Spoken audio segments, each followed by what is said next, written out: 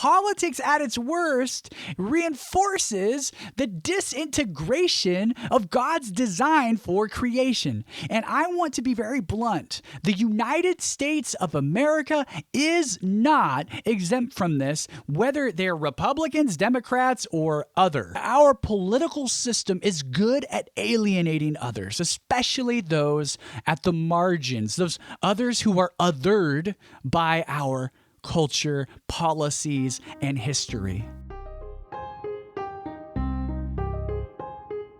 Welcome to Theology Curator, a podcast hosted by Kurt Willems and available online at theologycurator.com. Each episode looks at a theological, formational, or cultural theme. We might dig into the life and letters of a radical Jewish teacher named Paul, converse about a pressing contemporary issue, reflect on the nature of following Jesus today, or even attempt to remedy doom and gloom preaching with a good old-fashioned dose of hope.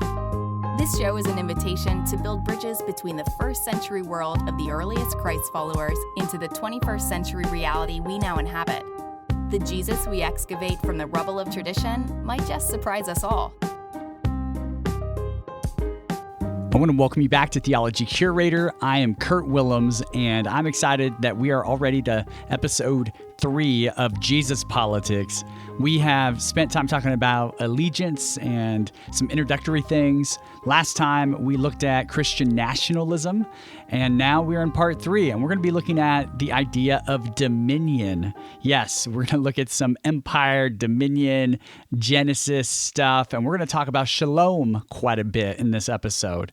So I'm going to stop there and simply remind you that at the end of the teaching that I've prepared, we will be hanging out with my friend Tony Scarcello and having an extended dialogue where he's going to ask various questions and contribute various ideas, and we're going to continue to wrestle with the topic. So I hope you'll enjoy the initial teaching for the first 25 minutes or so, and then we will jump into some dialogue as well. Give to God what belongs to God. And you and I are left asking the question, what is it that belongs to God? Right now, we're in a series called Jesus Politics, and in our last installment, we ended with a passage from the Gospel of Luke where Jesus is questioned about whether or not to pay taxes. And we'll be coming back to this passage multiple times in this series because it just has all kinds of relevance. But that is really where we left off. And by the end of this episode, we're going to land back there and really try and ask, what is Jesus getting at here? What is Jesus trying to help us see? And so I want to just step in. We have a bit of ground to cover today, and I want to make sure that we cover as much as possible. So we're going to start in the beginning of the Bible. Today, we're in Genesis chapter 1. I want to read verse 26. This is the NRSV. It says this, "Then God said, 'Let us make humankind in our image according to our likeness, and let them have dominion over the fish of the sea, and over the birds of the air, and over the cattle, and over all the wild animals of the earth, and over every creeping thing that creeps upon the ground.'" Let's stop there. In the creation story, we see that God creates a good world. Human beings are image bearers of that God. And what we're going to notice is that there are very clear relationships built into the created order. There are these relationships, God. So human beings have a connection to their Creator. There's a connection to others.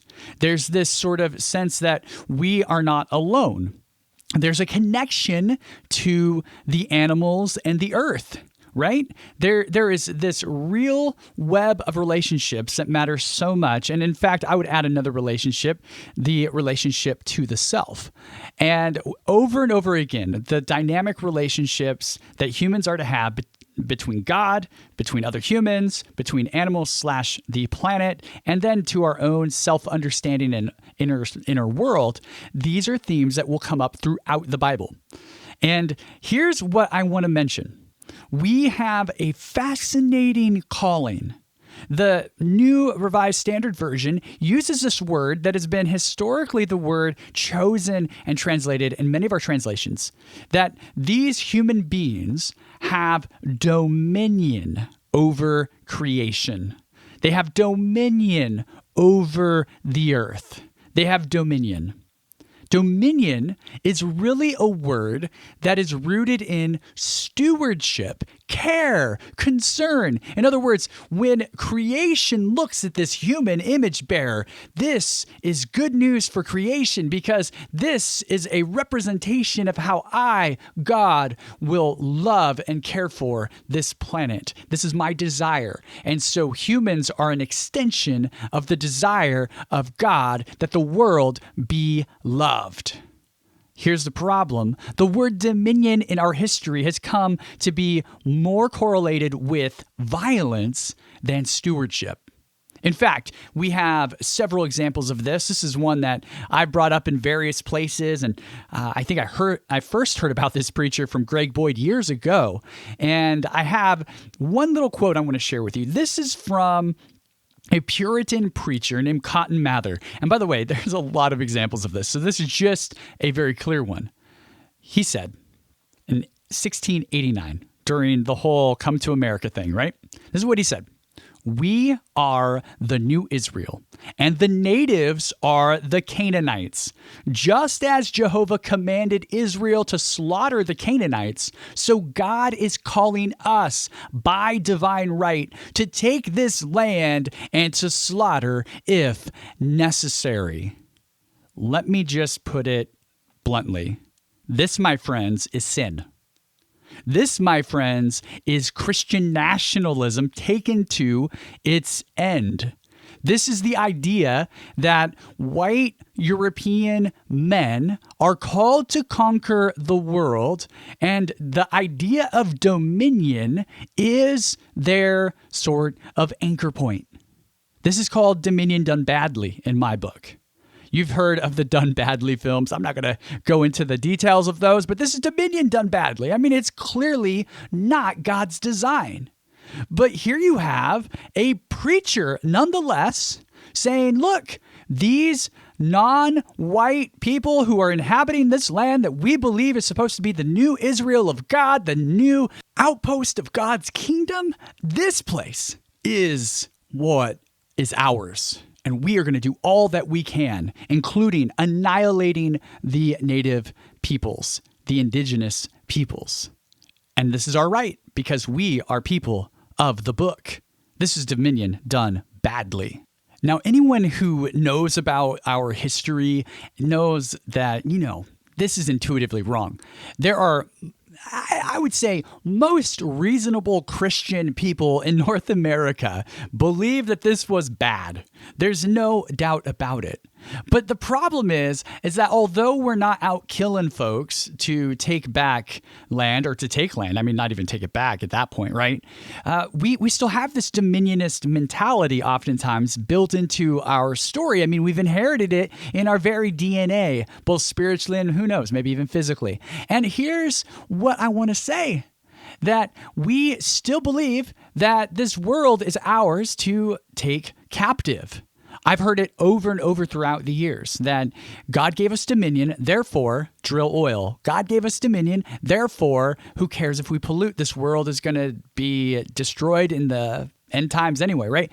Dominion. I have heard this to justify almost every political viewpoint. By the way, I'm not anti-oil. I use oil, of course, right? But I am someone who says, let's be wise about how we use our resources so that we can make sure that this planet can sustain life in generations to come, of course. So I do believe use the resources, use them wisely, but let's not use dominion theology to get us just things that make us feel comfortable or what we want. Racism, homophobia, classism, sexism, ageism, war, all of these things are examples of dominion done badly. And often in God's name, we have seen people justify all of those things as necessary and as well part of what it means to be faithful to Jesus. And I just want to say that I don't think anything in Genesis invites us to do dominion badly. It is a stewardship care word, not a beat the heck out of it so that we can get what we need word. And I just hope we can catch that vision. And so that is a foundational text. And we continue because this idea of the image of God is so important that, as many theologians have pointed out, the image of God has a couple of functions. As an image bearer, basically when God sees you, God then gives you part of God's own vocation, God's own role of stewarding the world. And so basically you're kind of like a reflective mirror. I've heard N.T. Wright say, for instance, where God's love and light shines onto you and then is bounced into the world to care for it. The other image, of course, is emperors and kings in ancient times would have colonies far away. And what would they do? Well, they would put statues in those places of themselves so that when people in local situations where the emperor wasn't present could look at the statue and say, oh, that's our emperor. That's what the emperor is like. And usually with a sword and looks pretty buff, all that stuff. My point is, images are meant to reflect the reality. So as an image bearer, we're invited to reflect the reality of a God whose posture towards the universe is love. And yet so often, the way that we've used God has been not anything that looks loving in the least. The story goes on in Genesis chapter 2. This is the second creation story. There's this great passage. It's just simple. Verse 2:15 says, "The Lord God took the man and put him in the Garden of Eden to till it and to keep it." So another stewardship image. Humanity was created for God's creation project, and I want to call it God's Shalom project. I want to talk about Shalom. I've already alluded to this, but I think what we see in Genesis and beyond, we see these four relationships, and they're so important for understanding politics that I think we just need to own them as foundational ways we live in the world as Jesus people. The four relationships of Shalom. First of all, you and I are created to relate to God. We are related to God in that God is the one who has given us God's image and has created us. And so we are invited to know God without any restriction or alienation between us. This also extends to neighbors. I mean, we're already at the great commandment, right? Love God, love people. What does that mean? Well, number 2 is we're invited to have a good stewarded relationship with other human beings.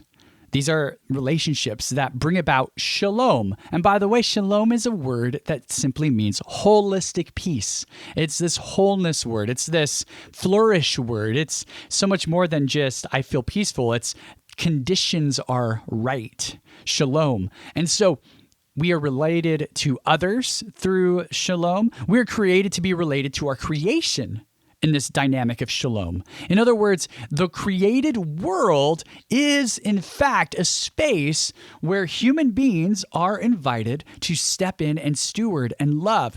It's very fascinating to me. And I think conservative folks get this too, that when we see blatant examples of destruction of the planet, it bothers us. I mean, it absolutely bothers us. I know I have friends that are more conservative politically than I might be in this area who say, but you've got to understand, maybe we're not into climate change and worried about all that science stuff. But I'll tell you what, when I'm out backpacking and I see that someone left trash, I am fired up. I clean it up. I always clean places up better than they were when I got there. I do care at a practical level for the creation. And I want to say, you know what? There's some good common ground there. Because that's built into our DNA, spiritually speaking. God designed us to care for creation.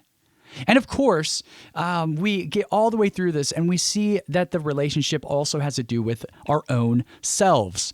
That there's this sense that we relate to God, but God is inviting us to know how to relate to ourselves, that we can love our neighbors as ourselves. In other words, we can love ourselves. That's a huge deal. So the four relationships of shalom are God, others, creation, and self. So why are these so important when we talk about politics? Well, There's this great quote in a little book called God's Shalom Project by Bernhard Ott. This little thin book, by the way, super readable, super fun little book that I invite you to consider. It probably take an hour and a half to read if you read kind of at an average pace. And this is a great quote.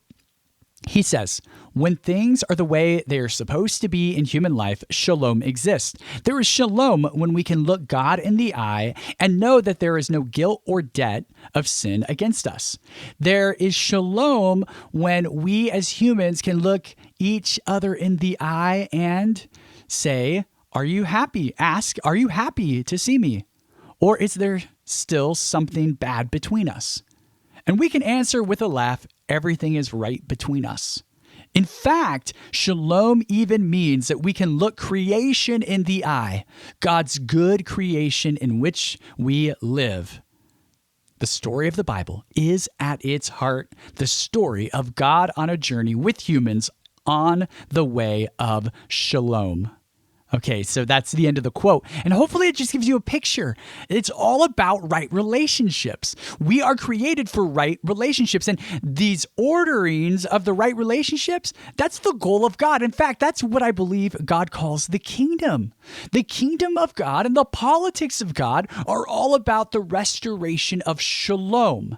And often, when we think about politics, we don't have these very specific Christian lenses on that help us to see this. Because I want to make a big point here. Politics from a Jesus-shaped perspective always seek shalom. Always seek to have relationships between God, others, creation, and the self in dynamic, peaceful unity, harmony. This is the goal of God.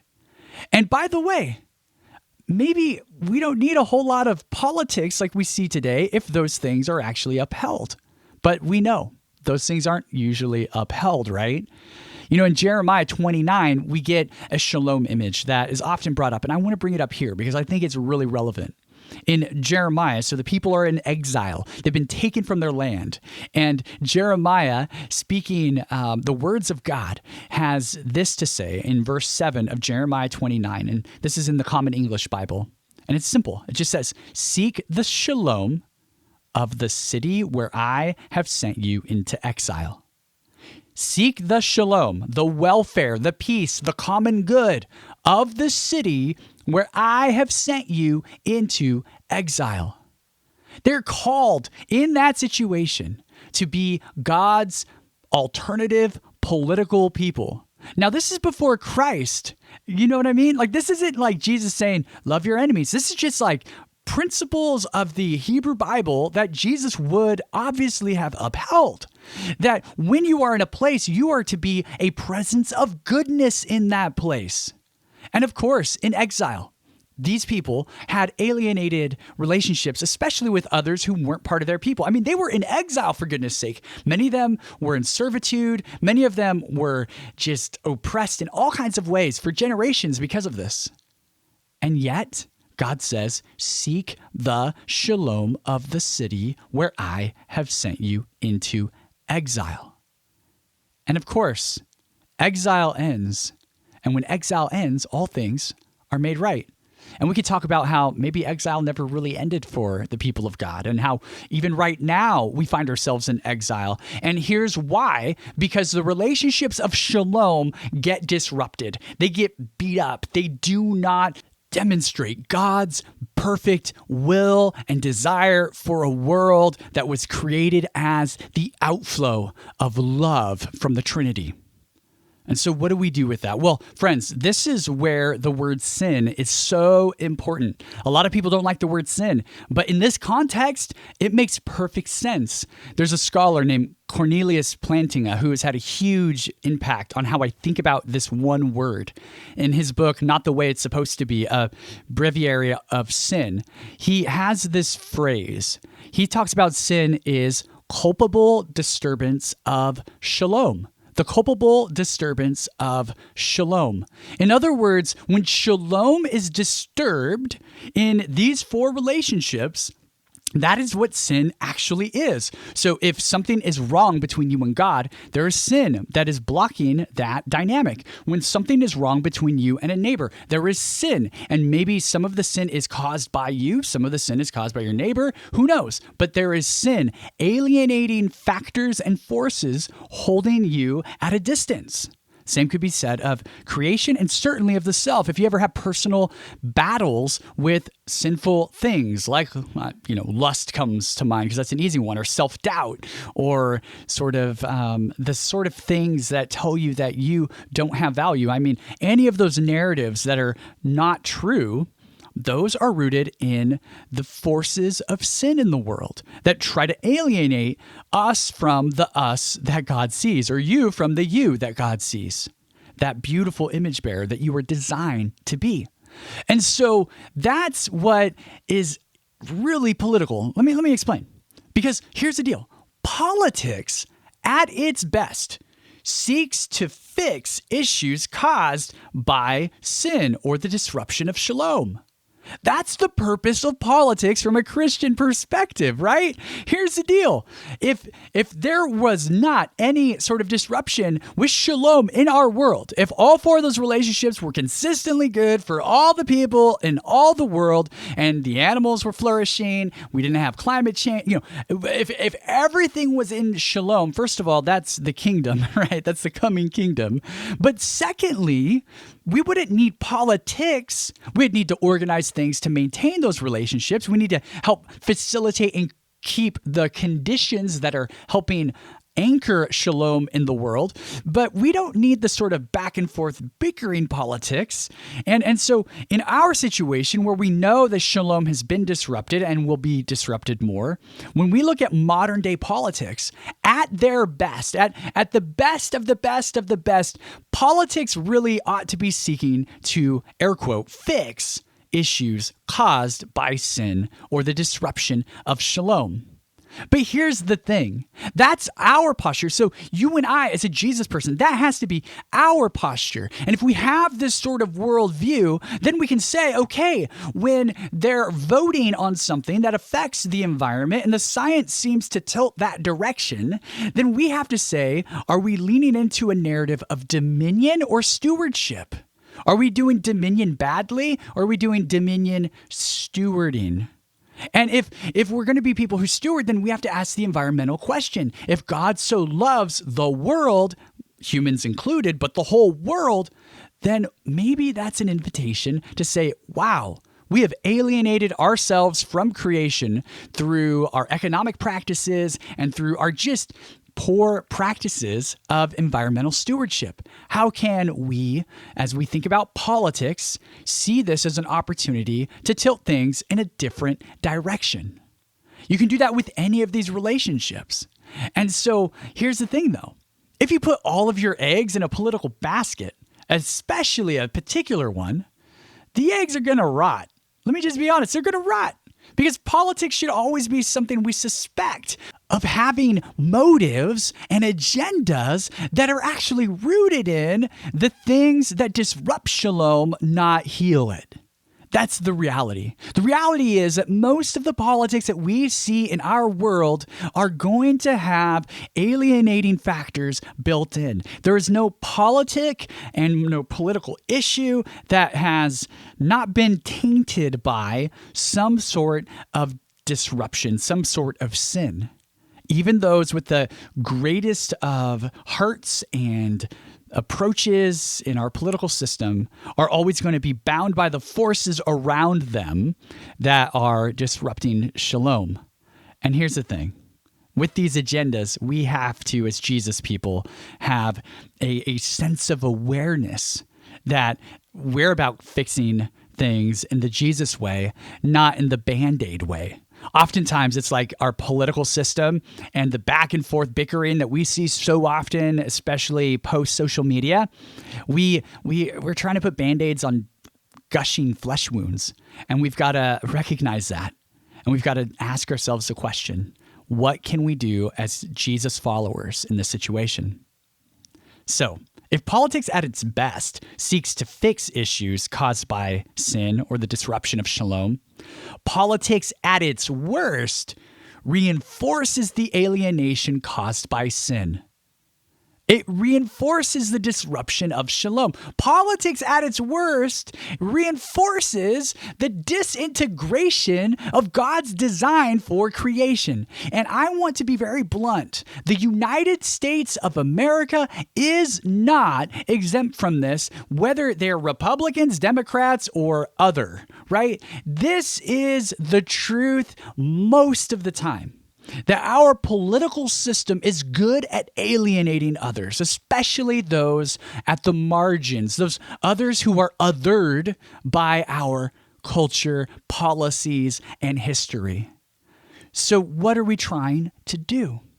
Because politics always tries to sell you a basket of goods for how this policy will fix things, that thing will fix it. Someone is always, though, going to be marginalized in the process. Our imaginations end up being co-opted. We start thinking in categories of fear and violent rhetoric. I mean, it's absolutely wild. Politics infect the church with the very thing that Jesus desires the church to resist, and that's the disruption and alienation caused by sin. Jesus says, step in differently. Politics demands an enemy. Jesus says, love your enemies. Jesus actually demonstrates this, and I want to land the plane here, and we're going to keep going, but hopefully you're seeing that this is foundational. Let's reread from our last episode, Luke chapter 20, verse 20 through 26. The legal experts and chief priests were watching Jesus closely and sent spies who pretended to be sincere. They wanted to trap him in his words so they could hand him over to the jurisdiction and authority of the governor. They asked him, "Teacher, we know that you are correct in what you say and teach. You don't show favoritism, but teach God's law or God's way as it really is. Does the law allow people to pay taxes to Caesar or not?" Since Jesus recognized their deception, he said to them, "Show me a coin. Whose image and inscription does it have on it?" "Caesar's," they replied. He said to them, "Give to Caesar what belongs to Caesar, and to God what belongs to God." They couldn't trap him in his words in front of the people. Astonished by his answer, they were speechless. As we already said, give to Caesar what belongs to Caesar and to God what belongs to God. Often in conservative evangelical circles, which that's my roots. Those are my people. You're maybe part of it, right? By the way, I'm not like this crazy out there liberal. If this is your first time, I just want to say the idea here has been we wear two hats. Sometimes we have to wear the Caesar hat and sometimes we have to wear the Jesus hat. And here's the deal. In the ancient world, Caesar's image was on coin. Absolutely. Just like a quarter has Washington, Caesar's image, which named him as divine all the time, divine Augustus, divine Tiberius. I mean, it was all over the coinage. And what did that coin represent to the Jewish people and to the kingdom? Absolute alienation.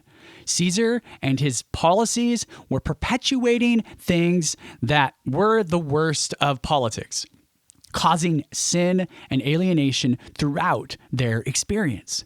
And so Jesus says, okay, look, we're in this situation. Pay your taxes. Give Caesar back his money. Whatever you got to do. And you've got to do what you got to do. That's fine. But here's what I need you to do. God's image is on you. He says, look, Caesar's image is on the coin, but don't forget who you are. Give to God what is God's.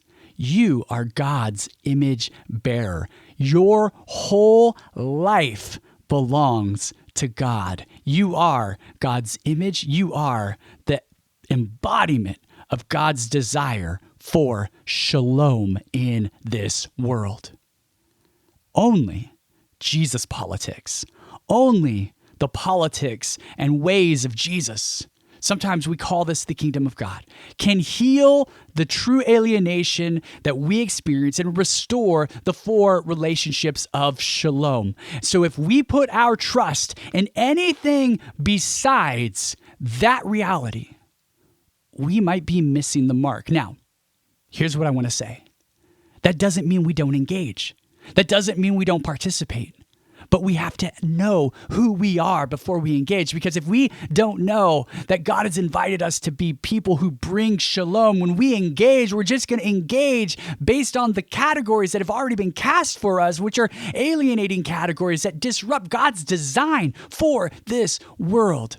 Can you be the kind of person who, through your political activities, seeks to restore relationships, to create conditions where people can experience human flourishing in new kinds of ways? Are you putting your trust in Jesus's values, Jesus's ways, as the primary ground of your political being?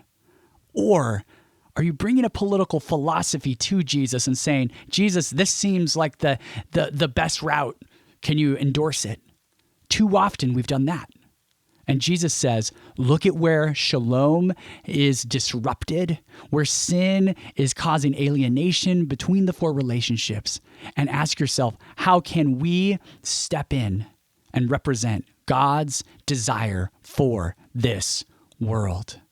We may not always agree on how that looks, but can we agree that those are the relationships that ought to be the rooting of all things political when it comes to the Jesus that we see in the New Testament? So you want to be political? Jesus says, go be the image of God. Go represent shalom to the world. I'm so thrilled that you've hung with us through this part of the episode, and now we're going to unpack what I just sort of shared or taught for the last 20 minutes or so. And I have my friend Tony Scarcello with me again. Dude, what's going on? How are you? I am doing good, man. I have so enjoyed these conversations. I love doing this with you. Oh, dude, I do too. I mean, I've done interviews, I've done solo episodes, but I've never done something like this where it's just raw discussion and it just feels really natural. So glad to have you with us. And yeah, man. So what are we talking about? Where are we going? Well, you just did a doozy on dominionism and God's giving dominion to Adam and Eve in the garden and all that stuff. And honestly, like, I feel like I had a little bit of trouble coming up with questions for this one because you did such a thorough job laying it out. But I do have a few stuff that I think we can flesh out a little bit more. Yeah, let's do it. From you. So the Hebrew word for dominion is radah in Genesis. So God gives Adam and Eve radah. Help us understand better what dominion means. When God says, maybe let's do this contrast. When God says, I'm giving you dominion, what Adam and Eve would have heard versus what I might hear right now. Oh, man. Well, imagine being in a world that isn't jacked up, right? Like that's a starting point. Now I read the Adam and Eve story as sort of a representative story. I'm not over historicizing it, although people can do that and I don't have a problem with it. But I should name that because some people will hear me start going off and be like, wait a second, I've read this or that. You know, it's fine. So I just want to name that there's a lot of ways to hold these stories, but the themes that come out of however we read them are really important. And one of the things that I think is really important, in fact, is the world was different in that story. You know, this is a world designed for good. And the only entrance of sin we have, the principalities and powers, are portrayed as already have sinned.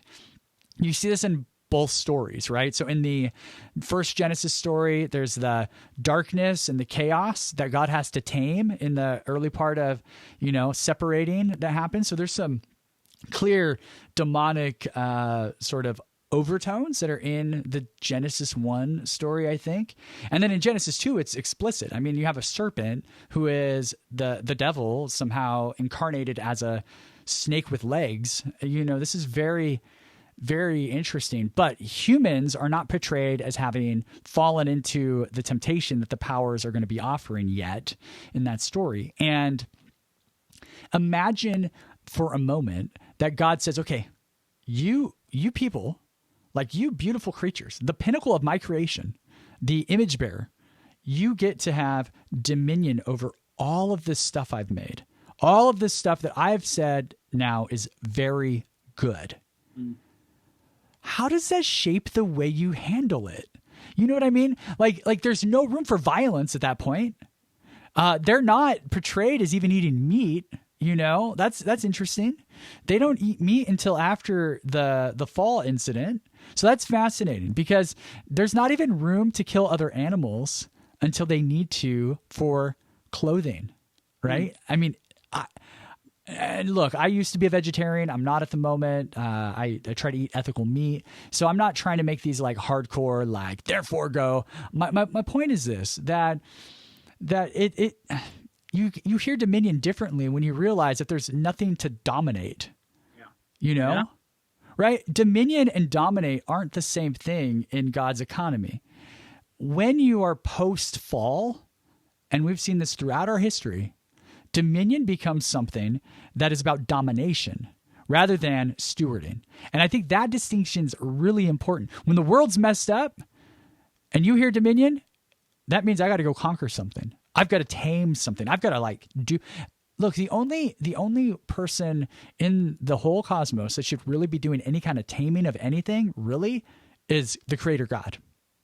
And we take that into our hands and we do it wrong. We just don't do it right.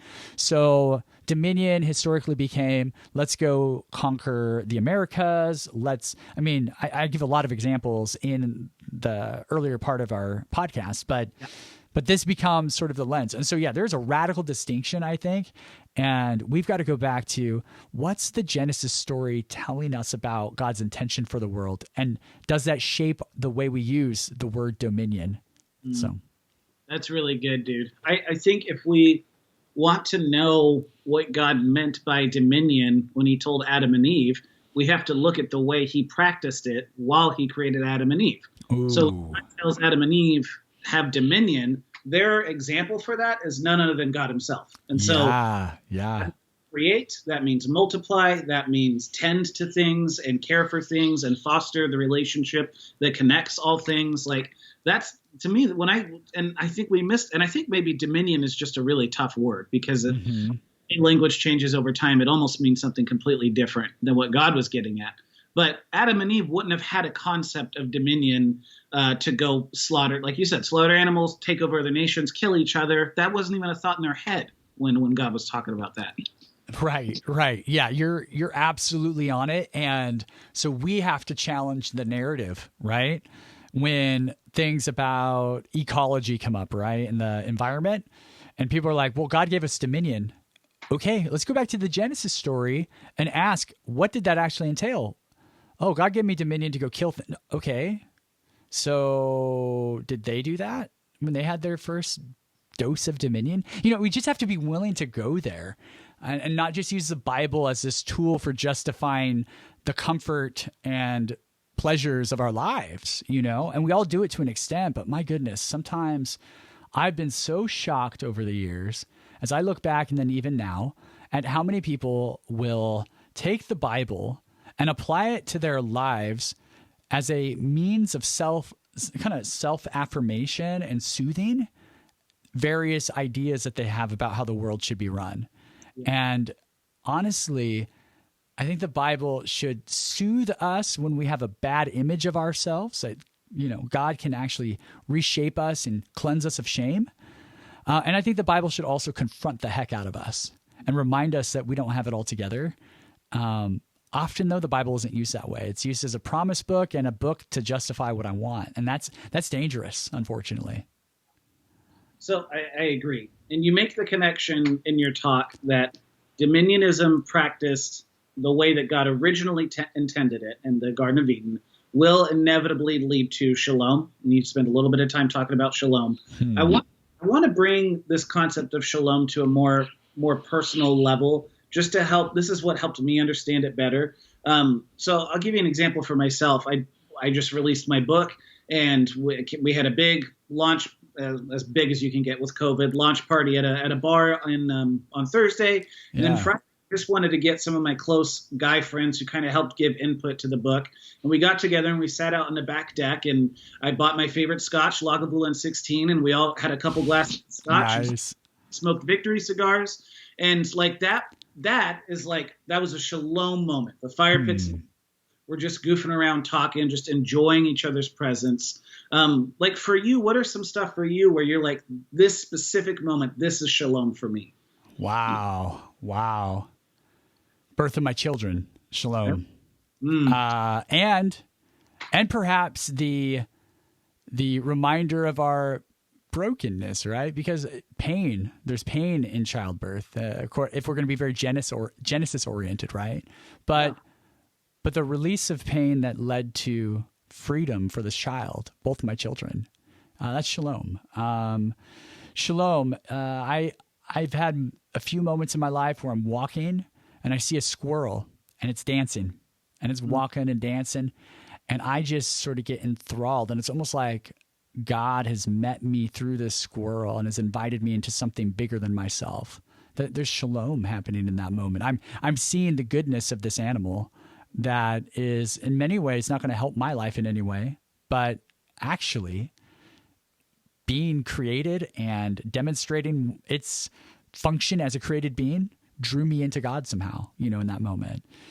Shalom looks like relationships where I'm unafraid to just be honest and real, and moments where I've been vulnerable or others have been vulnerable with me. So shalom is this like space where you can be you and the other party can be the other party. And there's a mutual respect, concern, and commitment to the other's thriving, I think. That's good.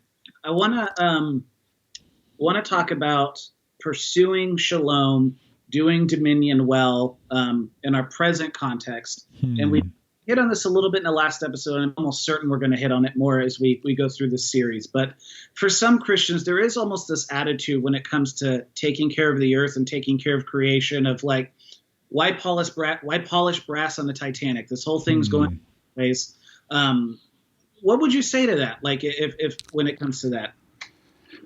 Oh man. So this was early on in my own process of deconstructing some of the ideas I grew up with. This was one of the major themes. N.T. Wright wrecked me when he started saying things about God's renewal of the world and that this world mattered. I mean, that wrecked me.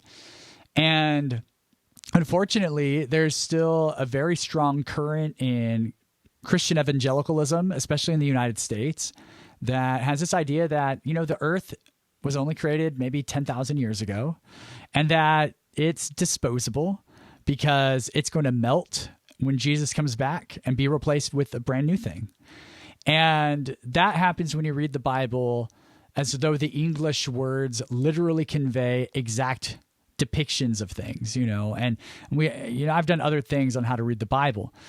But if that's your view, then it's going to affect everything else. It's going to affect your politics, for instance, your belief that the world is becoming hotter and global climate change is a thing. Well, you might even agree with the science, but who cares? Yeah.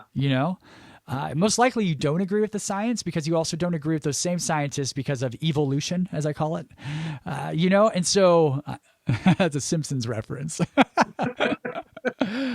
I got to interrupt you. I read your foreword to some friends who unironically think evolution is evil, and you used the term evolution, and I thought it was very funny. They did not, but I thought it was great. I love that. Yes, I did put that in the foreword, didn't I? I mean, the battle with science is right in the heart of that, especially if you believe that the earth is young. So if you have a young earth worldview, an anti-scientific worldview, the earth is disposable, you're going to have all kinds of policy ideas that are going to be very limited. These are, but some of these people aren't just anti-earth all the way. Like I'll say it here again. I've said it elsewhere that folks that have these views often are very concerned to make sure that the national park they camp at stays nice. Yeah. So like at a very raw level, these are actually people who are doing very shalom-like things. They just sometimes lack the broader theological resources for reflecting on the systems stuff, right? They're very responsible personally, which I admire. I grew up in that world where You do your part personally. And I think some of that gets lost when we polarize. But that personal responsibility, without personally seeing yourself connected to systems, even if it's not your intention to be connected to these systems, you are. And so we've got to also acknowledge that it's not just about me and my little bubble. It's about the whole thing. And so climate change, systemic racism could be attached to this worldview, right? Like there's all kinds of things that we need to really reckon with. Yeah, that's good. I also feel like this attitude, I'm going through the audiobook of Rob Bell's newest book. Everything's so good. Yeah, for sure. Rob Bell loves talking about like thingness and the present moment and all that kind of stuff and the sense of the now, which I think is a very heaven invade earth kind of concept. But, there's two memories that stand out to me as we're talking about this. And one of them is the first car I got was a 1998 Ford Explorer.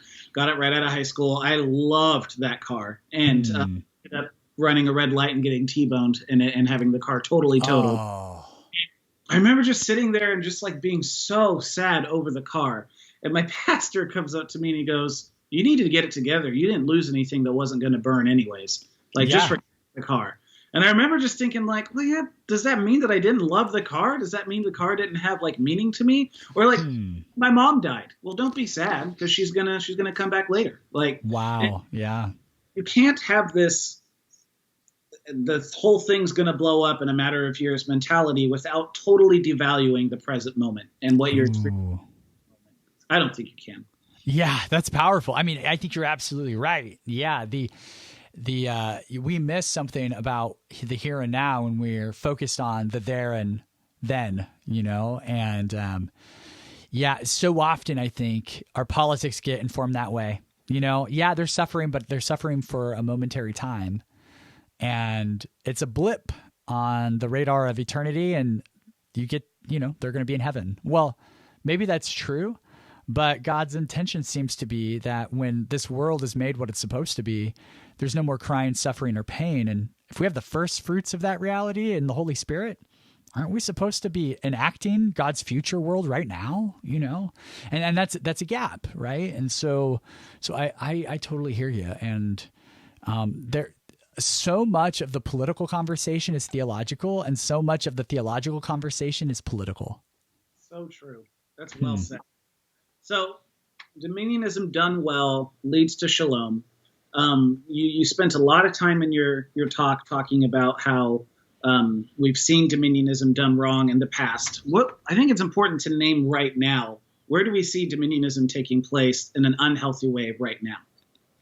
Yeah, absolutely. So this really ticked up under the Obama administration, but the drone strike thing, I think, is dominion done very bad, and it's not talked about very often. I have a friend named Ian who did a short film on this several years back called From the Sky. You can look it up. It's free online. It's like 10 minutes, and it depicts a drone situation. It's not so bad that it's not like over the top graphic, but it takes you into the pain. And the thing is, I think in Americans having remote control bombs, study after study continues to demonstrate, as I've understood it, that people who operate those things have severe mental illness and breakdown often after. And, you're detached. Like before, warfare was person to person, and at least you had a human interaction. This is like a video game, but then when you realize the video game wasn't just a video game, what does that do to your psyche? Yeah. But on the other end of it, we're dominionizing the world, and we think we can just send our little, spy airplanes wherever and shoot them in proximity to people who are innocent from any wrongdoing, just to get that one person who might be a bad guy. And we think, oh, it's fine because it's for the greater good. I disagree.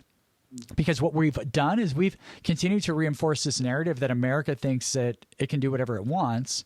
And so people across the world, not only do they not trust us especially in countries in the Middle East and those areas, not only do they not trust us, but we continue to take their parents, take their grandparents, take their uncles, their children, and expect them not to grow up with an ideology that's anti-America. And it's like we want to, we're creating terrorists, just like the church sometimes creates atheists by kind of putting expectations on them. I think American dominionism in that version of it can in fact create terrorists that would not have been terrorists otherwise. And we have some repenting to do when it comes to drone strikes. I know it's still happening now, but it was very clear that under the Obama administration, it ticked up in a major way. So much so that I refused to vote for him in the second term because of that, So I know that for me is a huge issue. I think our lack of ecological concern as a country and not signing on to various, whether it's the Green New Deal or something else with other countries where we're committing to getting our emissions down, that's dominion done badly. It's putting profit and interest and convenience over future generations and over the flourishing of God's good world. And so I have a huge problem with those kinds of things. And there's a ton of other ones domestically. You could talk about police violence. You can talk about the death penalty. Is dominion done badly? You're telling a human being who, for who knows why, committed a horrible, horrible crime, that the best way to deal with a horrible crime is to teach them a lesson by doing the horrible thing back to them. Yeah. It just doesn't make sense. And it doesn't sound like Jesus to me. So I think we have a lot of work to do. Certainly. We have not figured out the dominion thing. I think our impulse in this country has been dominion done badly as often as maybe we've done it well in other situations. I have one more question. Your talk was a little bit longer on this one, so we'll wrap this conversation up. Sure. But where have you seen Shalom played out in American politics specifically? And as recent a history, I would be curious to see that. Wow. That's a hard one for me. I would have to really sit with it because it's hard to, in this season, as you know, it's hard to filter through all of the vitriol and the polarization and all of the tweets and all of that stuff to see the good, Yeah. It's really hard to see the good. I wonder, man, you've really stumped me. I mean, I think there's clear areas where we have gone into situations and offered resources. We certainly not at a massive cost to our budget, but America does respond to national disasters of other countries. I think that is amazing. And it doesn't matter. Typically, it doesn't matter which president it is. There's going to be some flow of resources, and maybe not as much as we'd like. But when there's an earthquake in Haiti, we're gonna respond with money and people on the ground that can bring help and healing. When there's a tragic, other kinds of disasters that maybe aren't natural, but are still disasters nonetheless, America tends to send people in to try and respond. Yeah. And so I think although we should be better at our international relationships and our intake of resources definitely outweighs our population size in a massive way, I do think that there is this impulse in our American system that says, when something really tragic happens, we want to be the kind of nation known for stepping in and offering some sort of assistance, even, from my perspective, even if it isn't as much as it could be. Yeah.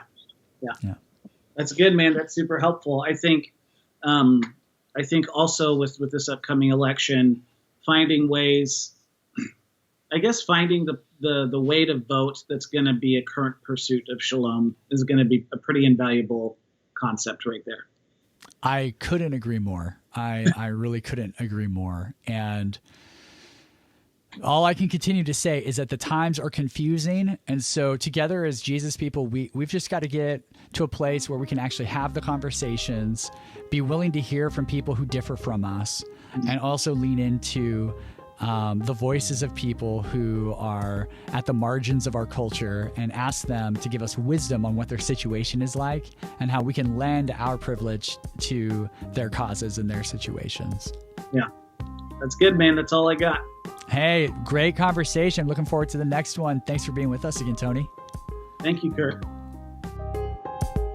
Thanks for listening to Theology Curator. For more resources from Kurt Willems, check out theologycurator.com/newsletter to sign up for our email update list. For new listeners of the podcast, we hope you will subscribe via iTunes, Google, or your podcast manager of choice. If you like what you hear, please leave the show a review. For regular listeners, consider supporting Kurt's online ministry at patreon.com/Kurt Willems.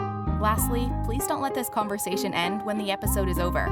We hope you feel empowered in regular life to explore theology and faith in intelligent and humanizing ways.